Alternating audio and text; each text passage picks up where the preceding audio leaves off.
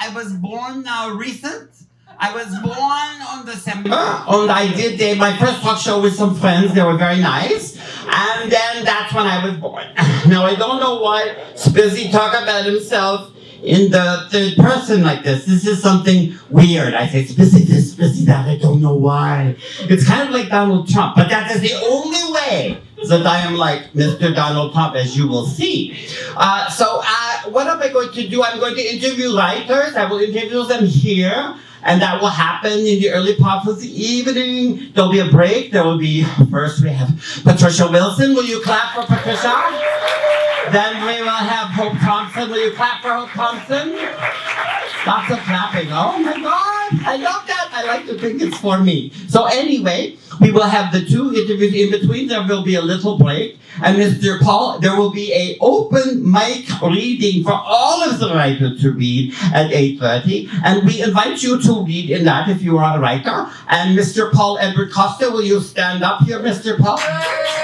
He is the host, and Paul, well, if you want to read, sign up with him at the intermission in the first part between the two readers. That would be organized. So I want to talk to you a little bit about Spizzy and my philosophy. So the philosophy of Spizzy is all about the outside.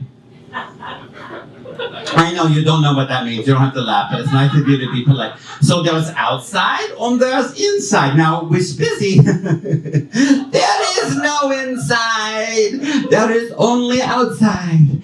There is only pretty and sexy, and Spizzy is actually quite a useless person. And I will probably talk about that more and why it is important for you to be useless. And Spizzy also does his best to be beautiful, but I do the best I can because I like pretty. I like all pretty things. Okay, so now I know this concept of outside and inside. It's so hard to understand, so I will explain.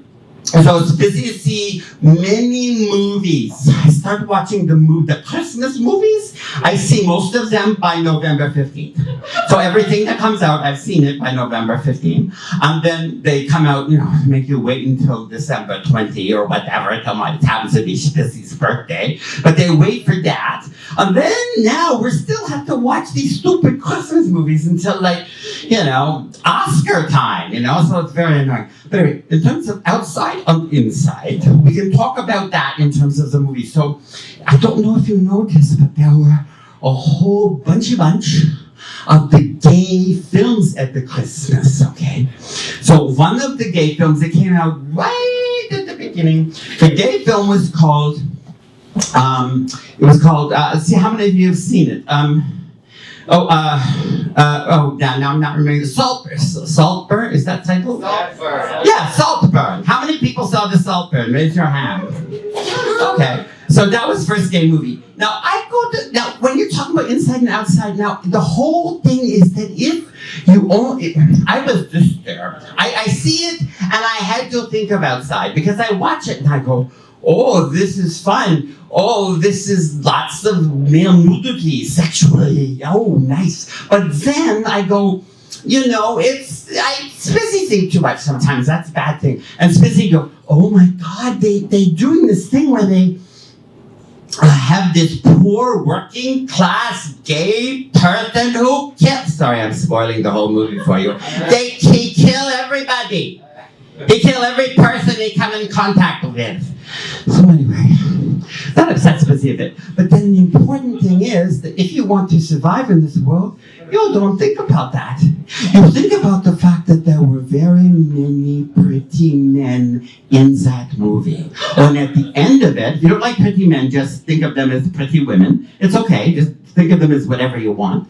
But there they are, naked, flopping around. Like at the end, he has a dance for like 10 minutes and his dick is flopping around. And it's like, wow, I haven't seen this in a while. So if I think about that, then that's very nice. And I forget that the movie's about a gay murderer. So the other one, so that's how, see, understand how much better it is to be on the outside? Because if you go on the inside, ooh, it gets all disturbing and upsetting. So then the other movie I see, if I feel like, if I seem to be losing my balance, it's because Spizzy very old. Spizzy, so old that it's nothing to do with, I'm a little bit drunk. It's not that. It's because Spizzy is very old and can't walk even the best of the time. Anyway, so the other movie I saw, I can't even remember the title. It's one of those titles like, Come Down From Everywhere, or it's called We Are All Strangers, I think. How many people see We're All Strangers? All of us. Oh, you all saw that movie? Okay, so Spizzy has same problem with All of Us Strangers. Like, I see that movie and I'm like, oh, there's sexy men. Oh, it's gay. Oh, there's all sorts of stuff. Oh, we have to tell his parents that he's gay. And oh, this is interesting, whatever. And his parents are dead. Yeah, more interesting. And sorry to give it all away. But anyway, so I watch all this and it's sort of interesting. And then I don't know what to say, but Spizzy want to cry. Because by the time you get to the end, everybody lonely. Everybody, all the people all alone, and somebody killed somebody. Did you have to look up the ending? My friends did. Now, she's a lesbian, but I'm a gay man. I didn't understand it either. None of us understood. Like, what happened at the end? All I know is it's all lonely. So Spizzy got depressed just a little bit. And then Spizzy go, no. They pretty men. They pretty lights. They pretty things. If you only think about the surface and only live on the surface, life is so much better. Especially now. Thank you. This is something which people do not understand. It is called aestheticism. Hard word for me to say because I don't know where I'm from, somewhere between Bavaria and Bohemia, but it's always very hard to place exactly where I come from. Though I will talk about my mother later in the play because I always talk about my mother. Because my mother had a deep effect on me and she was a very strange creature. So, that's that. So now I want to introduce my first guest. I'm so excited. She is someone who I've known for, oh my God. Like, I've known this person for like thousands and thousands of years. And she's going to do a little bit of a reading for you. And then I'm going to, for me, it's very exciting. I'm going to interview her over here. So will you please give a warm welcome and start making your way up here, Miss First Reader? Because I know, take it from me, it takes a while to get to the stage. Will you please welcome Patricia Wilson?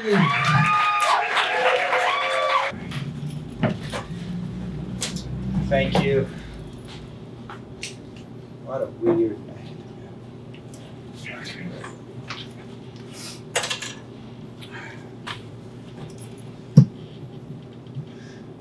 Can you hear me? Yeah. Okay, that's too bad.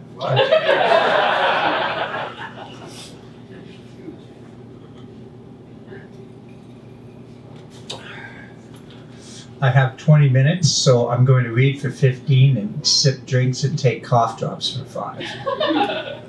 Okay.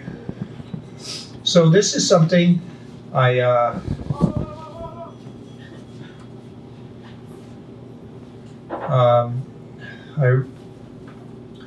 gonna have that post-nasal drip during this fucking thing.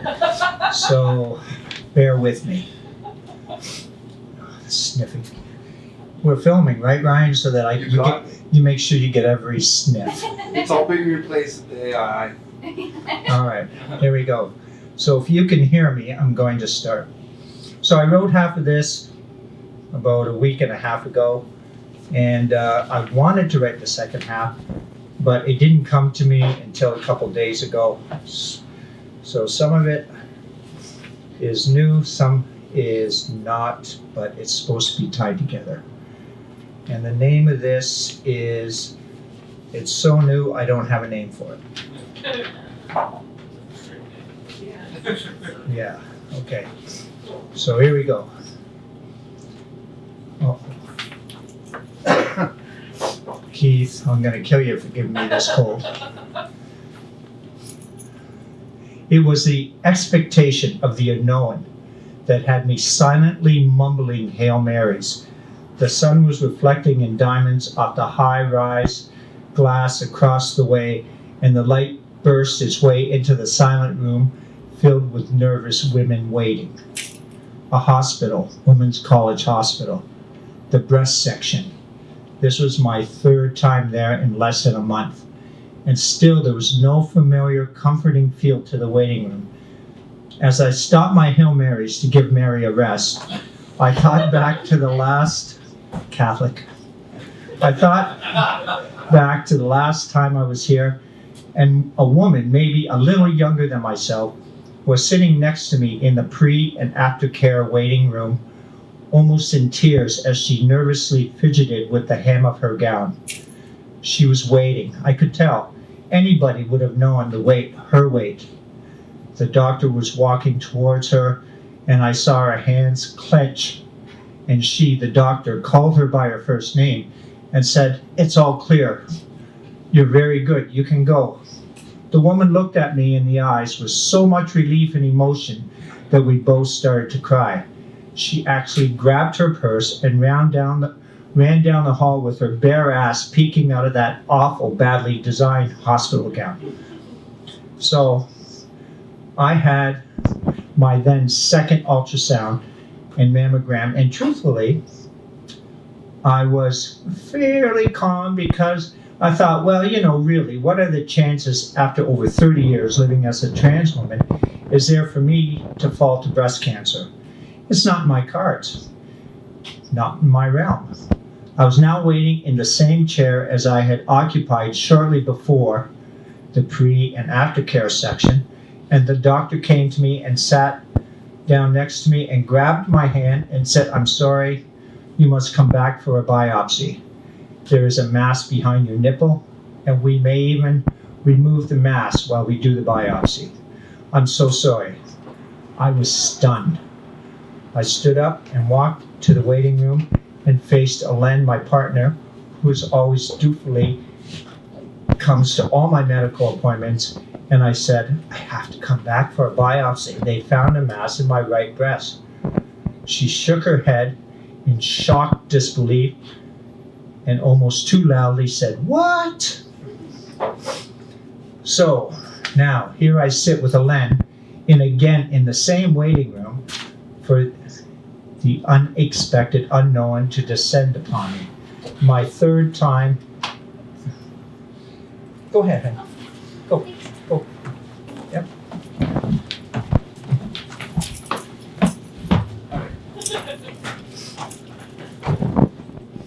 So here I sit with Alen in the same waiting room for the unexpected unknown to descend upon me. My third time, and I'm waiting. Only unlike the bare-assed running woman from the last visit, things are not quite all clear as it was for her. The nurse comes and gets me, and I'm again seated in the wait zone of pre-care and aftercare. This time, I'm alone, and with those couple of walls between Alen and myself, it seems like we're miles apart. Too soon, the nurse comes and gets me, and she picks up my hand and gives it a little pat, and there are no words passed between us, as none are necessary. I am thankful for the silence right now as we walk down the hall onwards towards the biopsy technical room. As we get to the door, and I start to walk in, with her behind me, holding the door open for me to enter, I stop or maybe hesitate as I focus on this very large machine with motors and pillows and what have you right in front of me. It's a machine built for women. The nurse behind me leans in, puts her hand on my shoulder, and softly says, "It's okay. We are all here for you and with you. We want you to be comfortable and feel safe because that is what is important for you as a woman about to go through this procedure." Here, in that pressured moment where I was off balance and walking into the unknown, I had a flashback over 30 years ago as I was being wheeled into the operating room in Trinidad, Colorado for my sexual reassignment. The doctor, his name was Dr. Biber, grabbed my hand and said, "In a couple hours, you will be completely who you were meant to be." So back then, I became the woman I always was meant to be, wanted to be physically, and here right now, here right now, I fucked this up. All right, it's these flashing lights are motherfucker. I'm telling you, they're a motherfucker. You can barely see your page. Thanks, Spizzy. Okay, I'm gonna pick up here. So, I feel like I'm on fucking acid. All right, I'm trying to be serious here. Can we feel that? Okay, here we go. So, fucking hell. Okay, sorry for the interruption. See, right now, I just thought a dog came to the stage. That's how weird it is for these lights. All right. I'm kind of fucking the whole tension of the piece up, aren't I? All right, it doesn't matter. Who cares? So I'm going to go back a little bit. As we get to the door and I start to walk in, and with her behind me holding the door open for me to enter, I stop or maybe hesitate as I focus on this very large machine with motors and pillows and what have you right in front of me. The nurse behind me leans in and puts her hand on my shoulder softly and says, "It's okay. We are all here for you and with you, and we want you to be comfortable and feel safe, because that is what is important for you as a woman to go through this procedure." Here in that pressured moment where I was off balance and walking into the unknown, I had a flashback over 30 years ago as I was being wheeled into the operating room in Trinidad, Colorado for my sexual reassignment. The doctor, his name Dr. Biber, grabbed my hand and said, "In a couple of hours you will be completely who you were meant to be."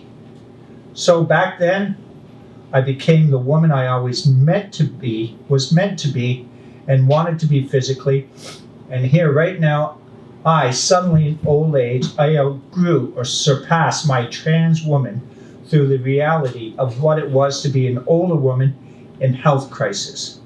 There was no trans woman, there was nothing but a woman being a woman in frightened crisis, surrounded by loving, understanding doctors, nurses, and technicians. I realized it was not any different than more than 30 years ago in a little town in Colorado, where they saved lives, as they were trying to do now at this moment in Toronto, Ontario. I was being taken care of as a woman who had grown into herself with body and now with her mind and emotions as equal as a genetic woman, and being treated simply as a woman in bodily crisis by people who were trained in love and to treat women in their moment of delicate health. Do you grow into womanhood? Yes, I have. I will say it isn't easy, because where the playing field gets even is where the woman's body is the same in crisis, and the view is to take care of the woman as her body heals. So, after this point that I'm reading, I have 12 more fucking paragraphs to read, which you're lucky to escape the details and all the pain and the anxiety, blah, blah. But let me say this. I was never a 13-year-old girl, but I am a 70-year-old woman in loving healthcare.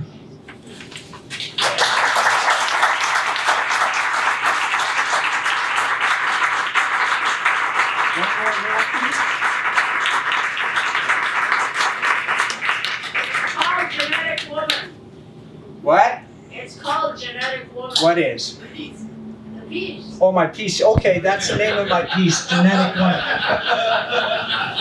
There's a reason I've been with Alen for 31 years. Shut up. I don't need it from the gallery. I can get this at home. Leave me alone, Alen. Fucking hell. Okay, one little piece. Sit first. I think that's the best Jack Daniels I've ever had. Alen, I know the name of this piece. It's called A Note to the Customer. There you are, and here I am in the darkly lit, dance fog-filled Club the Black Eagle. Really? You've been. Wait, let's see. Yes, you have. Okay. Don't mean to call you out. Okay, the Black Eagle. Really, even with its few changes of programming, It's still the only real gay bar left in Toronto. Even on nights of, let's say, mixed company such as tonight, television screens provide hardcore gay porn blinking silently and flashing at you as you squint your eyes and enter for a fun night of dancing. The dance floor is full and the shirts are off and the smell of sweat is mixing with scents of Tom Ford, Calvin Klein, and whatever is on sale at the Bay set counter. I'm on duty tonight, managing the 300 or so folks traveling between the two floors, from the bars to upstairs patio and the back room.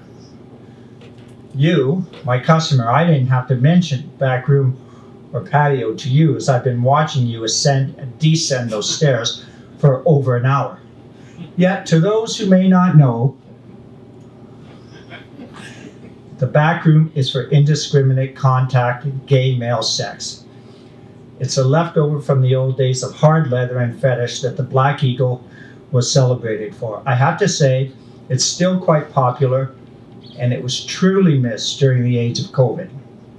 Anyway, it's now 12:45 a.m. and you're wobbly. That's the only reason I noticed you, to tell the truth. But you're a handsome young man, mid-20s perhaps, very fit and seemingly approachable. Normally, if you were on the dance floor or simply wobbling around in a chair, I would have had a conversation with you already.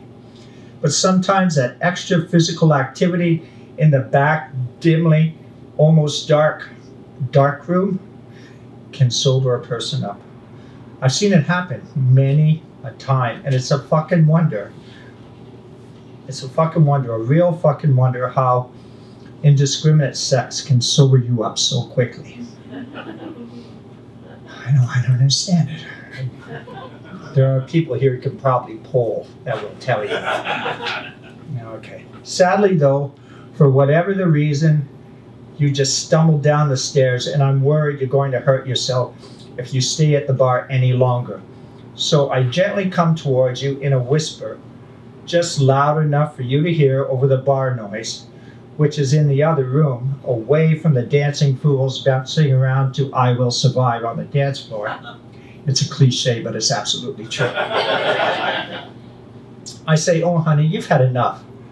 Let me help you out. He says, me? With that question in the word that can only mean trouble and hassle for both of us. Yep. I said, yes, I'm sorry. He stops, looks at me in the eyes, and I say, it's time. He says, okay, let me go to the dance floor and tell my friends. A classic getaway for me, as the floor is so busy I could easily lose him. I say, no, honey, that's what your fucking cell phone is for. Call from the street. He nods and walks with me to the door, all sunken, good-looking boy that he is. And as he starts to exit, I say kindly, thank you, see you next week. He says, excuse me, I'm sorry. He says, no, I'm never coming back here again. Truthfully, my heart drops. Such a hard and sad thing for me to hear. And I mean that. It is really hard. I love people going there, so I really am sincerely, my heart feels bad that he's decided he's never coming here again. So I don't want anyone not to feel welcome when they're able to function somewhat normally. He turns and faces me directly and puts his hand in the praying shape right from my little prayer book lessons and says, I'm going back to conversion therapy after tonight. I'm not kidding, this is a true story. Can't make this shit up. I'm straight. I'm never coming back, but especially after meeting you, someone like you, I need to get away from this, and you help me realize this. I will pray for you and thank you for helping me see what I am. Out the fucking door it goes. I stood there, admittedly in shock, then turned around, did my manager gig till the joint was devoid of customers. I then told the story to my coworkers as we were closing up. After, the usual, what the fuck? and them trying to see if I was hurt, my feelings were hurt, and of course they were not feeling. One of the employees said to me, "Yep, that's Patricia at the Eagle, turning one gay man straight at a time."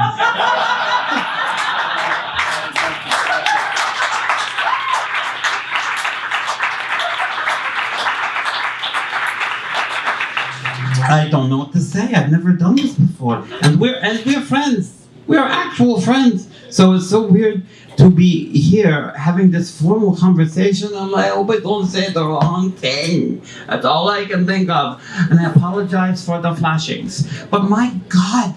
I really, really did love those poems. I mean, I don't know quite what I would have said if I didn't, but I'm sure. Actually, they weren't poems. They weren't poems. It's very important. But I don't know. Is that mic not on? Nope. Okay. Is there a switch on it? Is there a switch on it? Okay. I don't know, where's the I think technician? it was working before. We'll see. Sorry. And no, you're right. Is that button? No. Does that work? That's where you get the big money. Thank you, Paul. We get the That's why big you money, get like it. Paul. I call it every Thanks, Paul. Thank you, Paul. So yeah, That's me. yeah, they weren't poems. They were whatever they were, but they were stories. They were short stories, but Yeah, the yeah. stories were absolutely beautiful. I mean, that first one was very, very beautiful, very touching, and also the second. Well, they both were, but the second one, I think you might have told me that second story. I did, I read it before. But you read it before. But not here. Okay, but I thought you might have told me it's the Eagles that this man. Yes, I think over cocktail we may have talked Yeah, about and I this. must tell you that having Pat the Eagle really helps me because when I go to the Eagle, Spizzy go to the Eagle sometime, he dressed different, he is totally different, but he goes there, and it is the only place in Toronto, and you know, it's all the people come from all over, the gay faggots, they come from all over the world to go there. That's true. They do because they go, we don't have dark rooms where we are. Like I just went to New I York. thought it was me. No, there's you It's a too. dark But that's room. what I wanted to say though, that it has, for me, it has to do with you. Because the Yeah. fact that you're there means that I have family. I feel like there are people. Because Patricia used to work for the Buddies, dare I say it, the Buddies in Bad Times Theater. She used to work there when I worked there. We worked there together. She was the publicist. Yeah.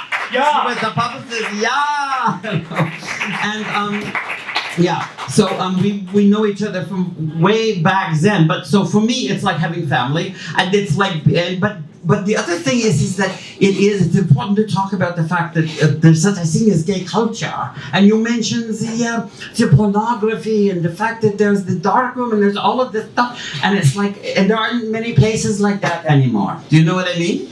And so for me, it's a very important place, and it's very important that you are there too, because you are a queer person like me, and we've always been these queer people, so right? It's true. Absolutely. Okay. So anyway, I just wanted to thank you so much for that. Now, if I ask you a question, now is this about some things that you talked about in another poem? Or it was a story, a poem? But I feel that it's therefore I can talk about it. And if you don't want to answer, you think it's a stupid question, you just say, Spizzy, you're stupid. Okay. So this is the thing. Is that now I was telling something. Now you must get this reaction. Now stop me. But I mean, it's like sometimes not necessarily when I talk about you, but I would talk about you and other people's. Sometimes as I say things like I talk about the fact that you lesbian, right? You trans woman lesbian, correct? Like You heard my old lady. Yeah, exactly. And I know your old lady very well. And she say, and so trans woman lesbian, and I say, oh, that doesn't make any sense. How would that happen? And you had a poem or story in which you talk about having sex with a guy. So I can talk about this, right? After you came out, after you had your operation. You sure you didn't have some other tranny telling you? No, you read that story. Did I read that story? About the guy with the gigantic penis. That's why I noticed it, because I remember stuff like that. That's true. And you read That's this true. story, and you said that this guy with a gigantic penis fucked you, and it hurt, and you thought maybe the operation went wrong. It was That's really right. The guy, amazing he story. was so big he went through my brand new cervix. Exactly. It was a very interesting story. Very painful. Very painful. But then you went to the doctor, and the doctor said, The doctor, okay. So I went to the doctor and I had an examination, and And while I'm sitting, I had the examination, and he says, "Okay, we're done." And he went away, and he says, "You can get dressed." And I'm sitting there on that fucking table, and I can hear the little nurses giggling. And the reason they're giggling is because of the cause, because he told them the cause, and then he told me, "Oh, Miss Wilson, I'm sorry, there's nothing wrong. You just had too vigorous sex." Too vigorous sex. I was new. You know, I may Absolutely. have been in a certain age, but I was brand new to this kind of thing, right? And he said, "You're clenching up and too tense." There we go. And he said, he's very big, I can tell. That's Right. So he had a prescription of Valium for me. He said, "Have a drink and some Valium before you have sex. It'll relax." And then he smilingly taps me on the back of the shoulder. "Maybe you on top." That wasn't in the story because there's only so much I don't remember can that say, part. right? Yeah. But people, they get addicted to drugs that way. With the doctors, To saying, the sex or the doctors. all you'll need is a Valium to drink before you have sex. But okay, so I want to say something that I'm worried about saying, but then, so for me, so I was explaining this to somebody about you being a trans woman, lesbian, and this person was like, "I don't understand," whatever. And I said, I think what happens when because you had sex with this man also, First of all, Okay, go ahead. Let's just be clear. I've had sex every way you can have sex. Yes, we know. Thank you. So Everything I used to have was in use. Every hole I've ever had has been used. So there is nothing that you haven't done. Yeah. This So is one just- thing we have in common. No, well, More so, you have more. You had I gotta more have one experience up than- you. No, you can definitely one up me. But we are both sluts. We are both sluts. We can share the slut thing. But all I said was, I'm Roman Catholic now, though. Tell me if I'm. But have you? But you come from I was the Catholic. always Roman Catholic. But then you've gone back to the Catholic. I took a break.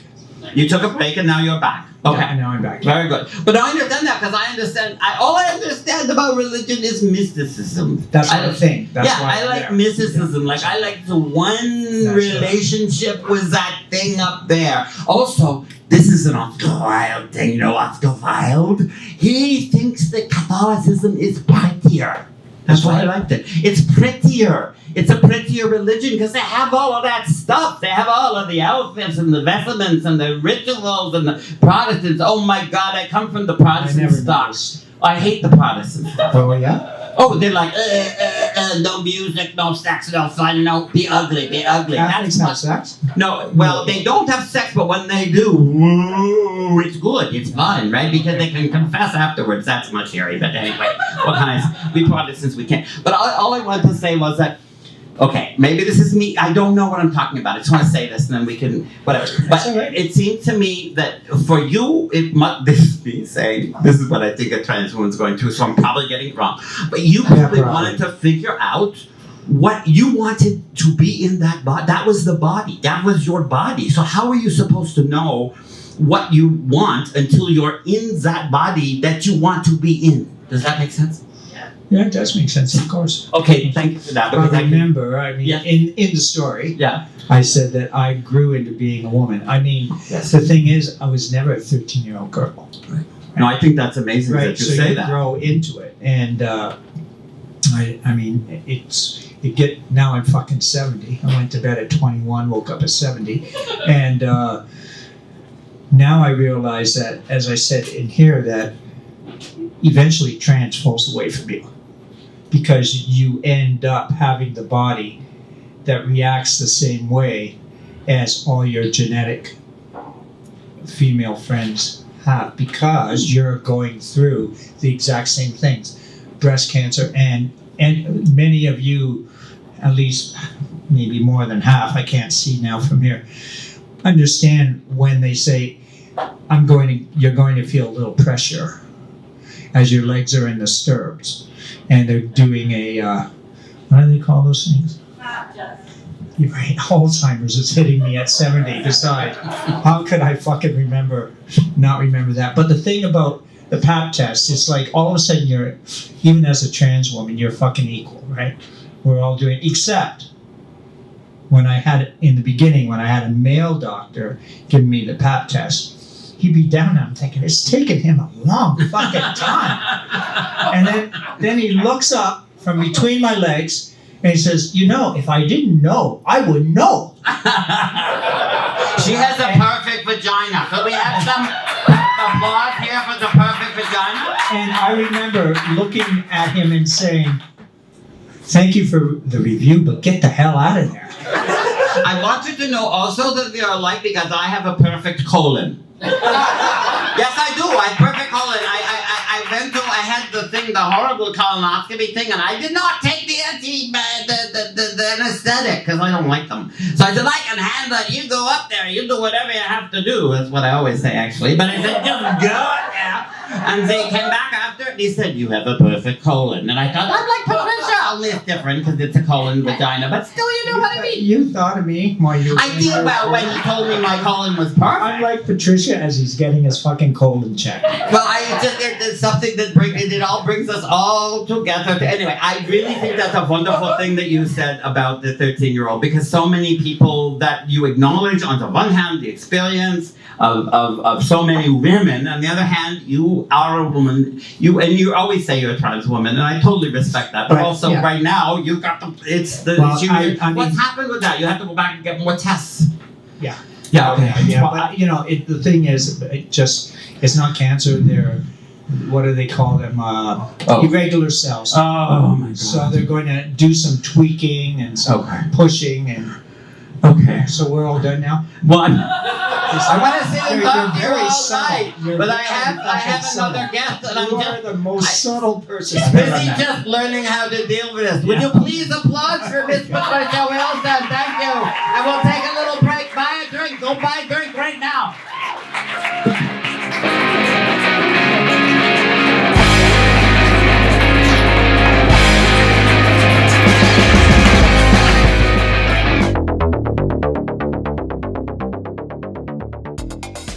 Hi folks, it's Ryan Russell here. We're here at the Powder Labs and we're going to do a bit of a demonstration to show how this innovative powder-based lube turns into the slickest, most viscous and slimy, slipperiest water-based lube you've ever used in your entire life. Okay, let's get going. We've got an empty beaker here. We've got some water. We're going to be adding more. And I'm going to add some of the powder-based lube. We're slowly going to add water to it until ultimately we've added the full 100 milliliters. Okay, so I've gone ahead and I've added one of these sachets of powder lube. You can see it here in the beaker. This is a 200 milliliter beaker. So you can see that in there. It looks kind of like snow. Now we're going to slowly add some water. So first I'm just going to add a little bit. And you can see here it's already started to transform. It's a super solution and it'll never fully dissolve. So basically the more that you use it, the wetter it gets. So we've added probably about 20% of the total amount of water that we're going to add to this ultimately. And you can see it's kind of mixing itself. And it is already getting into a slimy mass in there. Okay, so we've added that water. This is a total of about 50 milliliters. I'm going to give it a little bit of a stir. So you can see even now, you've got the better part of lube. This is only about half mixed though. Okay, so we've got another 50 milliliters of water here now, and we're going to top it off. So this is the total amount of water that you would typically add to the sachet. You know that because on the back, it's pre-measured for you. You basically fill with warm or cool water right up to the fill line. It's like special effects stuff. This is unreal. So listen folks, I hope you enjoyed today's demonstration of Powder Lube. It's Ryan Russell here signing out from the Powder Labs. Go to plowder.com to learn more and get slick with the latest technology for your lube. Live chat is available now at plowder.com. Okay, Spizzy going to start again, so you have to be quiet because I'm going to talk about my mother. My mother. So I'm hoping that Spizzy will be able to tell you lots about his mother. So I know some of you have already heard my mother's stories because I know you, but it doesn't matter. And I think the mother's story is still good. So all I'll say is I love my mother. She's not here.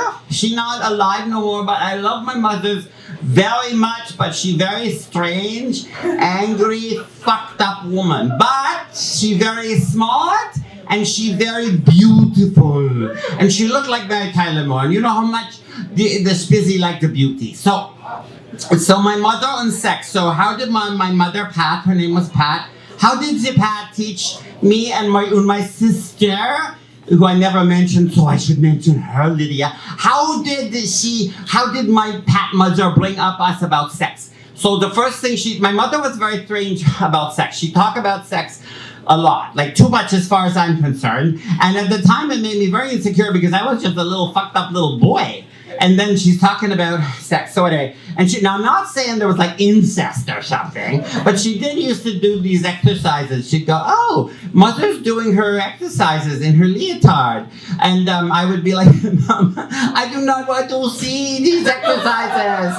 And she would, Ed would know, Ed is here because he was in a play and he played my mother who doing that. So yeah, she would do that. Now watch my exercises. Anyway, and she wanted us to learn about sex. So my sister and I, she said, I have a sex manual. And I used it, and I want you and Lydia to read it. Now the problem was, I gave it away, that she used it when she married my dad. And their sex life, well, I don't even know how they even got us, you know what I mean? Because it was not very good. So she gives us a sex manual, and in the margins of the sex manuals were written little comments. And like there was this one part where it said, now this I don't totally understand because the heterosexual life, I don't get the heterosexual sex at all. Sometimes I think the heterosexuals don't get the heterosexual sex. But anyway, we'll leave that for another time. So anyway, they had this thing about the advice to the males. It's very important for you to ride them high. Yeah, so there's straight people here. You're supposed to understand that. So anyway, it's something to do with getting there and like, I think it has to do with clitoral stimulation. I don't know what it is, but ride them high. And my mother had written in the margin beside the ride them high, she wrote, ha. Ha. I think that says it all about the sexual relationship between my mother and my father. Oh yeah, she always also told me my father was a premature ejaculator. Yeah, she told me your father is a premature ejaculator. The final thing I'll tell you was the other lesson she gave me, and that scarred me for life until I learned that when you're a gay man, there is no such thing as a premature ejaculation. There is just ejaculations. Anyway, okay. So I didn't mean to get all cut. So the other lesson she gave us was they had hamsters. Did any of you have hamsters? Guinea pigs, hamsters. Okay. So her great idea was you can figure out how the sex is by we watch the hamsters have sex. So she brought my sister and I down into the basement. I remember it was the basement. There were two hamsters in the cage. It was a boy hamster and a girl hamster. And she said, we're going to watch them mate. And you will see, how the sex happens. So we go down and we're sitting there in front of the hamster cage and we look at the hamsters. And then we watch them and it got really strange because basically what happened was the female hamster, she almost killed the male hamster. So I often wondered, do you think that had an effect on me? Like a deep psychological effect? I don't know. I like to think I'm gay just because it's a glad day to be gay. On that note, I would like to bring up a famous Toronto lesbian, and she's going to read for you, and then we are going to talk about her famous Toronto writer lesbianism. Would you please welcome Hope Thompson? Clap along because just to walk all the way up from the back of the room and get here, and then she's going to read for you.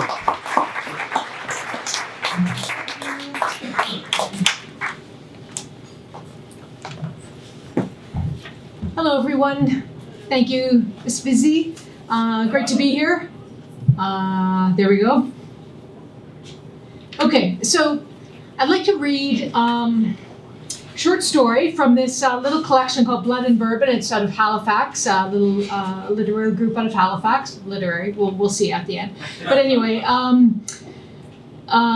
it's trans fiction, like trans-fi, like I'm calling it that, like sci-fi trans-fi, if you can take that, take or leave it. Okay, it's called The Elevator, so please bear with me. At first they feel a mild tingling sensation, an internal nagging, but after a second or two, the tingling turns into a stab of electricity that sends them leaping from their chair, eyes blinking, heart racing. Work alarms used to be inserted in the back of the hand, but people scratched at them and the insertion points became infected. Some people even dug the alarms out completely. Now they're buried in the left buttock, and most people forget about them altogether until they go off. They wipe saliva from the corners of their mouth, steady their breathing, straighten their white coverall uniform, and pat down their short blonde hair. No problem. Sorry. You're on. Go, go. The fireproof steel door marked stairs to lobby clunk shut behind them. The corporation is housed in a building that has 33 floors. Client meetings take place on the top floor where the management offices are located. This floor is the most luxurious, with the best furniture, finishes, and amenities.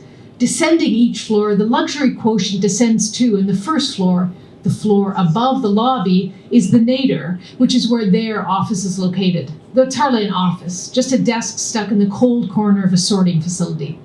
Their co-worker refers to the first floor as the corporation's asshole. Their job is to shepherd clients from the lobby to the top floor aboard one of the tower's 6 high-speed elevators.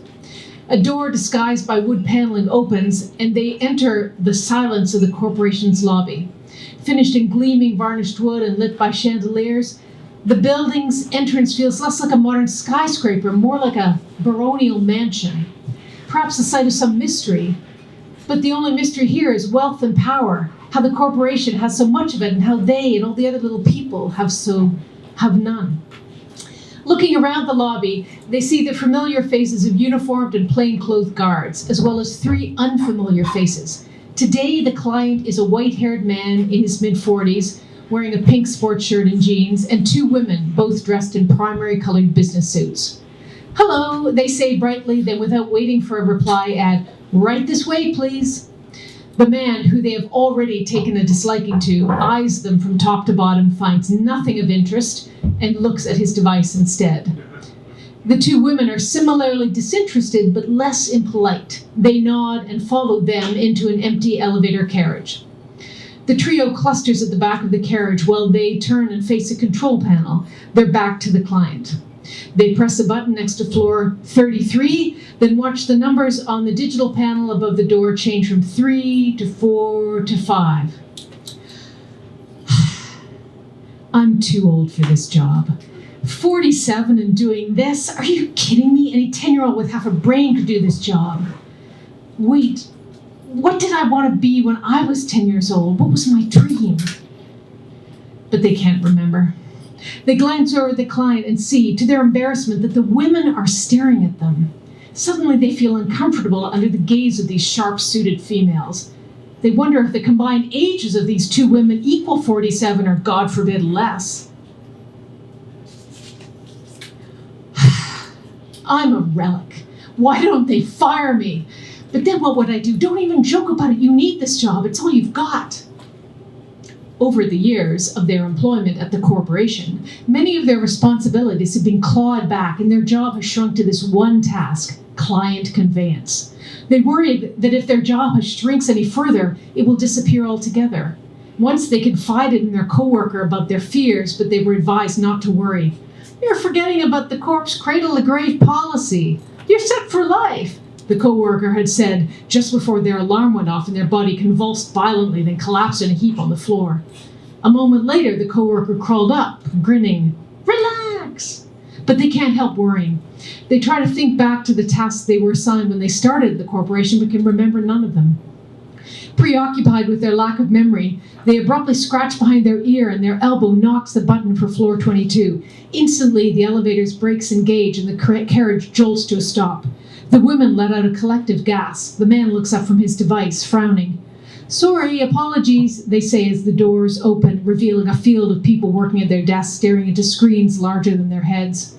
All at once, the people of floor 22 look up and gawk at the gaping elevator as if its occupants are their first visitors ever. Their face feels hot. They stab at the button for floor 33, but the elevator doors are stuck open. A sea of workers stares back at them. One of them stands up, then another and another.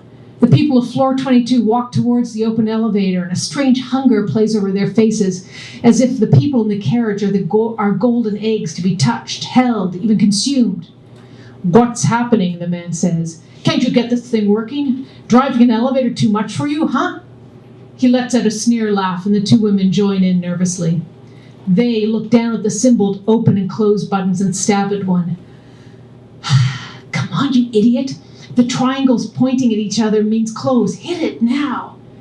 The people of floor 22 step closer, heads tilted, mouths hanging open. Most of them are out of their seats and on the move. Some are 10 feet away, then 6 and 4. One of the women screams. They press and hold the close button, and the doors, mercifully, glide shut.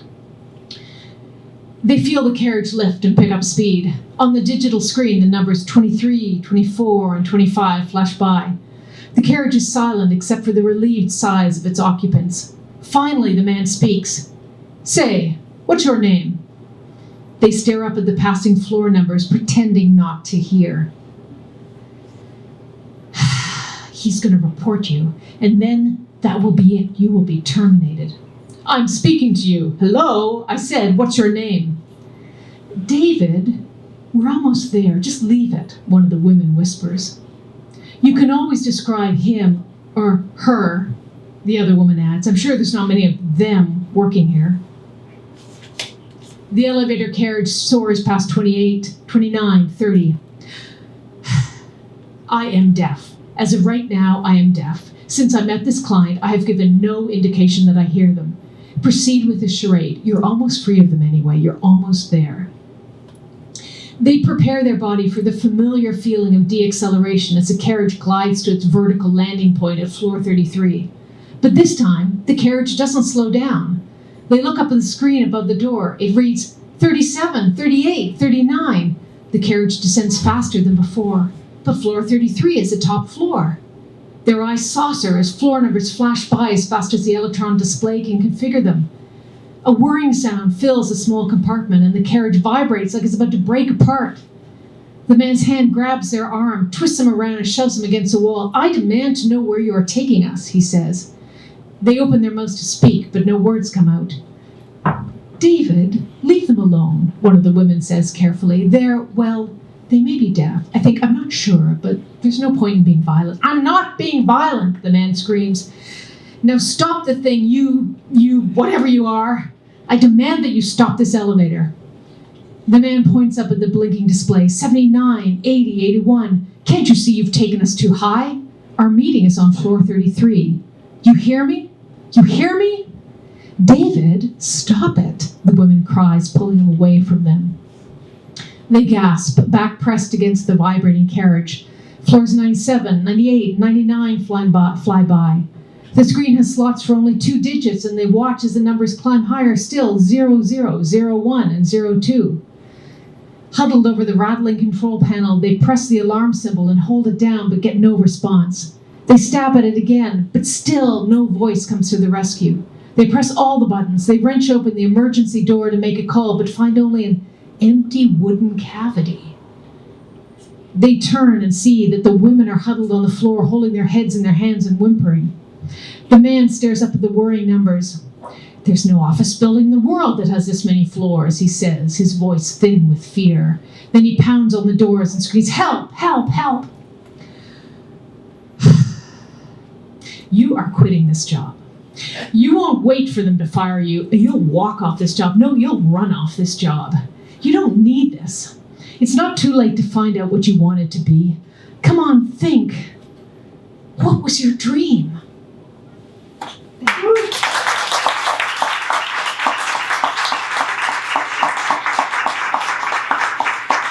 Is he going to talk to you now? So I wanted to know, that is the future. Does it work? Yeah, that's the future. That's the future. Well, it feels to me like being at the ghost station. Because there's nobody working there, there's no peoples anywhere, and you have to pay with the machines, and it's just, oh my God, and the elevators, they don't work. So, and people like me, sometimes we don't walk so good. And the elevator, it's just crazy. But the future's, but that was so perplexing with the they. Now, if I ask you all about that, what would you say? If I said they, what does that mean that they are they? And this is a thank you. horrible question to ask any author to explain the implications of their work. So you don't have to answer. Okay, I'm gonna pass. Very good, very good. So it just gets us thinking. So I wanted to say, and that's what I kind of like about it, was that you didn't answer, and that we don't really know, but we know that there's a day thing in the future. Yeah. And that is there, and we must deal with it, and it might take us to various different floors that we've never heard of before. So it all becomes kind of good. So that's the way art works, by the way, in case you want to know. You ask the author does what they're supposed to do. Don't ask me for no explanations, the author says.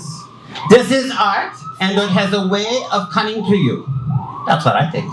Yeah, and I think you have to, as an audience, kind of figure it out for your Exactly. see how you feel about it. Like see what you what your interpretation is of it. And what it means to you. I mean, it's Yeah. like when the abstract expressionists, they taught us that with all these paintings with the dots and everything. Where you go and you figure out what the fuck is that, and they come and they go, I don't know, that's not a horse, so I object, you know. And so that's the things that people get into. Now, Voice of fire. we've known each other for very long, also, and I love your wonderful plays. I hope it's a wonderful play, right? And yay! And I directed a play of yours many years ago that was called, okay, I'm very old, what? Tyrolia. Tyrolia. And David Roach was in it, and Munyan King was in the play, and it was all about a family that was really fucked up family that went to stay on vacation, and all of the horrible things that happened on the vacation. It was so much fun. But I really, really, really loved your place. Now, one thing is interesting about you, Hope, amongst the many things, is that you're very interested always in the film noir. In fact, when I met you, she's, I hope, also filmmaker. She makes film. When I was in one of her films many years ago with Sarah Stanley, I think. Yes, that's absolutely true. But you are very attracted to film noir. So here's another one for you. This is almost as bad as my vagina question. But no, don't worry, I'm not going to ask you no vagina questions. It's not that. But I just want to know, is there a thing about the lesbian and the film noir? Or do you just think it's you? No, I think. And you're weird.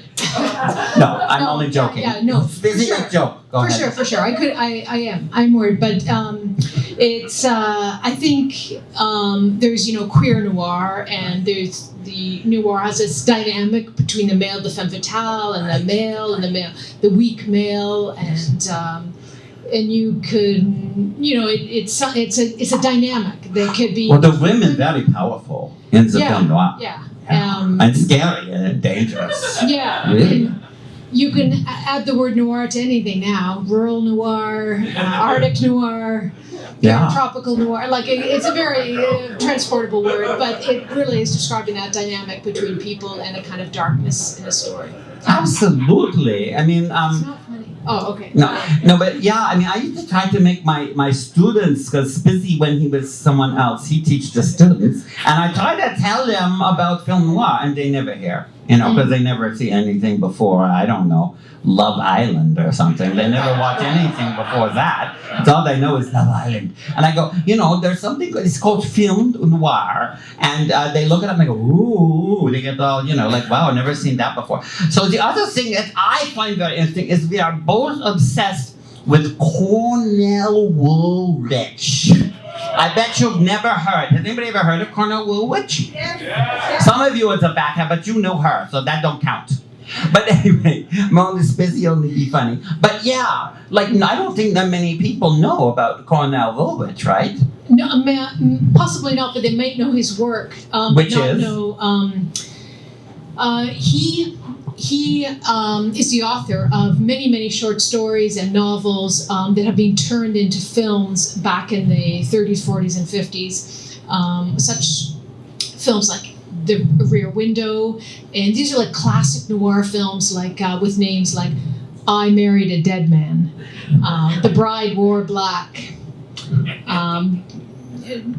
Darkness at Dawn, and then it goes on and on. But Rear Window is one of his most famous, and The Bride Wore Black, and so he's an interesting character because he was also possibly a closeted homosexual. Oh, I think he was very much closeted homosexual. I read that book. It's like, you sure you read it? It's his biography. It's Yeah, like it's very thick. gigantic. Yeah, it's very On thick. it, I guess how much I'm interested in the Cornell Wilde. It was huge. Sorry, Cornell Woolwich, Cornell Wilde, another thing. But yes, I was so interested, and yeah, I think he was. For one thing, you heard me talk about my mother, right? He lived with his mother. He lived with his mother in a small apartment for most of his adult life. From his There we go. I think that now you could probably be straight and live with your mother, but it might be, this is where I make my link, what happens in Psycho, right? When he tries with Janet Leigh in Psycho. Now, my theory, I think I told you this theory before, is I think that Cornell Woolwich was around watching Rear Window, maybe not. Did he ever go to the set of the movie? He knew Hitchcock. I think. Yeah, I think He so. must have. He must Yeah. have known it. Maybe. Anyway, this is my theory. I have all sorts of crazy theories. Busy, crazy. Yeah. But I think that maybe Woolwich was on their set of Rear Window, and he talked, and he knew, and Hitchcock knew about the mother. The mother, the crazy. Well, the fact that, I don't know, maybe she wasn't crazy, but they did live together all this time, and that's what Psycho was inspired by. Was based on him. I think that could have been the case. That's yeah. my theory, is that story, because this... But also Psycho is based on a short story. I know, a it's French based on short a story. real mass murder. But the other thing was that when she died, when his mother died, he went through a lot of crazy stuff, right? Or he was very lonely. He was lonely. Yeah. Yeah. And so you It's a sad writing... story. Sorry, go ahead. It's a sad story. It's very sad, but sad story, interesting. Now tell me, did you you're writing a movie about Cornell Woolwich? Yeah, I was trying to write a play for a long time, and I did, but yeah, I did, and then it was never produced. But then I would have produced it if I was there, if I was around producing play. Anyway, go on. What? and then I translated it into a film, and so I'd have to do like another draft to it. So it's like it's in process. I know this has been a project that's going on forever, but I'm also sort of like very interested in repression, which is really the root emotion in Cornell Woolwich's life. Yes. Like repressed homosexuality, Yes. depression, Yes, the thing you're absolutely. bearing at the deepest part of your body, Right. the thing you're bearing, Yes. like or in your psyche, that thing Yeah. that you won't talk about. Well, I watched Rear Window recent, and Rear Window, here he is with his leg out like this. I wonder what that means. And he's got this beautiful girl climbing all over him, and he can't do anything. He can't move. He just got his leg out. And he's not interested in her. He's not interested in the lady. What's that about? And it's all about he not acting like real man. Real man go in and he fights and he, you know what I mean? And he can't do that because his leg like this. So it's And Cornell Woolwich wrote that, which is so strange and crazy. And I'm so glad that you're writing that movie. Yeah, thank you. Yeah. So I think that we are running out of time, so I think I'm going to have to say goodbye. But I love you very much, Hope, and I love I love you to too. hear that piece. That I'm so glad you didn't explain it for us, and I am very happy that you have been here. So will you please clap for Hope Thompson? Thank you so much. So I'm just going to say one thing before we go, and that is my little message that I give. Something to take home by, something to, live your life by, important moral message, because it's like that. The talk show, sometimes the interviewers, they have a moment where they get emotional. So my emotional moment is this. There is a commercial on television now. Now, maybe it's only watched by the old people because I see it on CNN. Maybe it's somewhere else. But there's a lady, and she's advertising deodorant. Now, first of all, I've got something against deodorant. I never use deodorant. I knew that. Very good. Was that Patricia?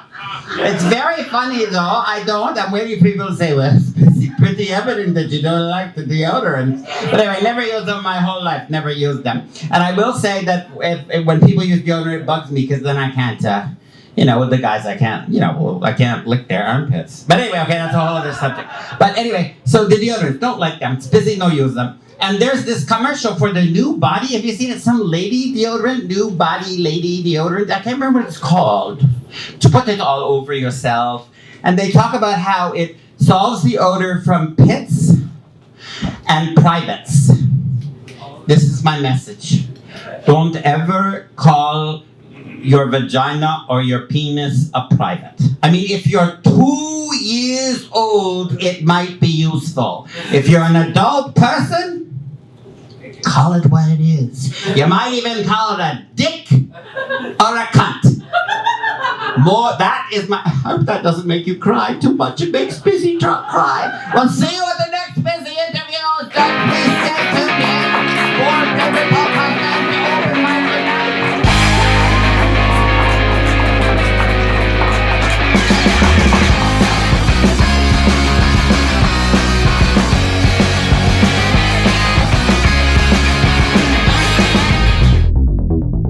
Imagine being on an airplane and you ask for salt, and they pass you a kilo of salt in a box and tell you to take what you want and pass it along for anybody else who might want some too. That's insane.